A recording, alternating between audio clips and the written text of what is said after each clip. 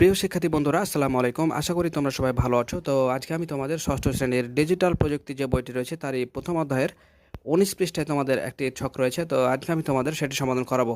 তো দেখতে পাচ্ছ এখানে ছকে বলা হয়েছে যে আমাদের পরিকল্পিত কন্টেন্টের বর্ণনা। তো আমরা যে কন্টেন্টটি বানাবো তারই একটি বর্ণনা এখানে চেয়েছে আর কি। তো আমরা সমাধানটি করে দিচ্ছি। তো তার আগে একটা কথা বলে রাখি, আমরা ক্লাস 1 থেকে শুরু করে ক্লাস 10 পর্যন্ত সকল শ্রেণীর সকল সমাধানগুলো অলরেডি আপলোড দিয়ে ফেলেছি। তোমরা তোমাদের প্রয়োজনীয় ভিডিওগুলো চ্যানেলের প্লেলিস্টে গিয়ে তোমরা দেখে নিতে পারো যে কোনটা তোমাদের প্রয়োজন। তো প্রিয় শিক্ষার্থী, চলো যাই আর কথা না বলে আমরা আমাদের পরিকল্পিত কন্টেন্টের বর্ণনাটা আমরা দিয়ে ফেলি। তো প্রিয় শিক্ষার্থী, তোমরা দেখতে পাচ্ছ যে এখানে আমাদের পরিকল্পিত কন্টেন্টের বর্ণনা সুন্দরভাবে দেওয়া রয়েছে। জাস্ট তোমাদের কাজ হচ্ছে তোমরা সুন্দরভাবে দেখে দেখে লিখে নেবে। তো দেখতে পাচ্ছ এখানে লক্ষ্যদল পরিবার বা আত্মীয়দের বা প্রতিবেশীদের মধ্যে 4 থেকে 7 বছর বয়সী শিশু। উদ্দেশ্য হচ্ছে শিশুরা দেখে ও শুনে খুব দ্রুত বর্ণমালা শিখতে পারে। তাই আমাদের পরিকল্পিত কন্টেন্ট হলো ভিডিও।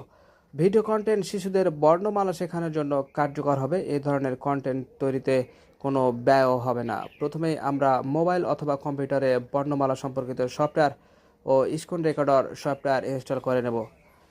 এরপর সফটওয়্যার থেকে একটি স্লাইডে বর্ণের পরিচয়, ছবি ও উচ্চারণ স্ক্রিনে রেকর্ড করা হবে। যখন যে বর্ণটি স্লাইডে আসবে সাথে সাথে সেটি উচ্চারণও হবে এবং ছবিও দেখা যাবে। সেই বর্ণ দিয়ে কিছু মজার মজার শব্দ থাকবে।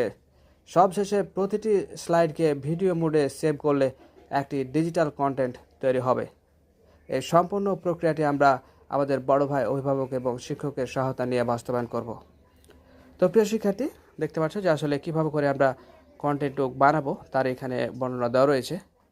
তো ভালো থেকো, দেখা হবে পরবর্তীতে তোমাদের নতুন কোনো ভিডিওতে। সে পর্যন্ত আল্লাহ হাফেজ।